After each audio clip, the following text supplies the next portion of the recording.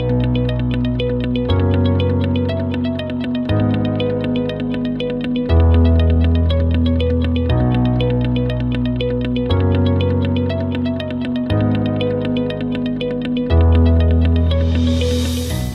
morning, everyone, and welcome back to Mornings in Martin Allen. It's been a little while.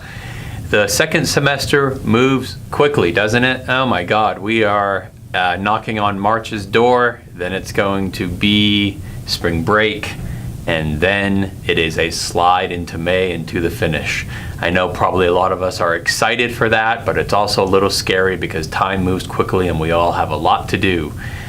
But nevertheless, we hope you are all doing well. In this installment of Mornings in Martin Allen, we're going to hear from different faculty members, both on and off campus, share some of their proudest student moments. You will hear stories about some specific students and then some stories about groups of students, and there's some really good stuff there.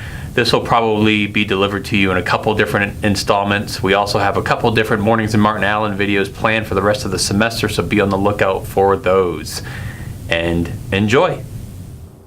I actually have a file in my inbox that I keep, and it's just called Happy.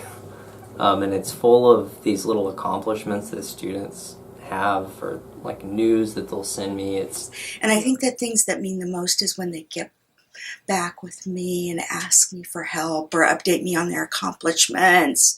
And, you know, sometimes they even use the term role model, and that makes me almost like, okay, that'll get me through the rough days. Yeah, I definitely think that was after I finished graduate school at K-State, and I walked across the stage and I accepted my doctoral degree, and my parents were there, and it was really incredible. Dr. Whitaker, your students, the proudest moments of your students. Oh, my students, not me as a student. My proudest, I see. Oh gosh, okay. My students' proudest moment. Yeah. Astonished at this portrayal of the human spirit of resilience that so many of our students show. And they are the humblest of people when they are resilient. They struggle in a way that will benefit them later. It's a painful struggle. It's hard to watch those kind of struggles. But I also know that that's the way character is shaped. Not by avoiding the struggle, but by taking that devil head on and seeing what you can do with it and making something out of it. I worked with him, several people worked with him throughout that year. He applied for a master's program, got into the master's program, and really wanted to get a doctorate, right, in experimental psychology. And you know, like a lot of our students, this student didn't come from like this pristine educational background where he had all the possible experiences that might prepare you for college.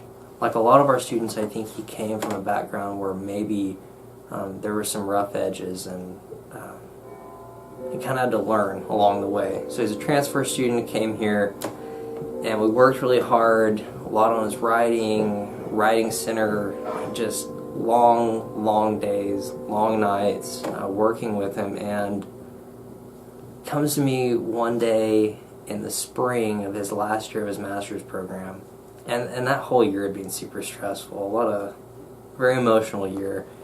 And he comes to me and he tells me he gets it. He's been accepted to a PhD program, and it's just like this visceral moment where I'm actually like, it's hard to kind of hold back just talking about it.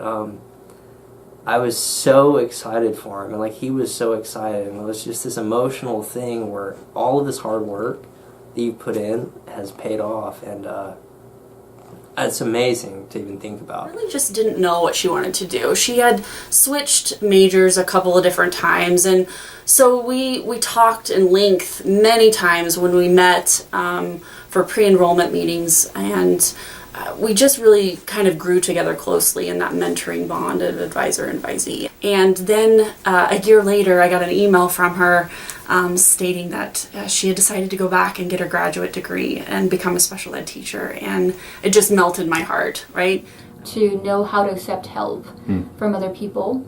and also figure out where they're at right now and then where they need to be at later time, and stay on it, stay on the path until they get there. And I think that shows a great level of resilience, and I have a huge respect for those students, and I'm very proud of them. You know, if you find a good moment, like ending scene, yeah, you can use that, like, I'm done. Isn't Dr. Park great?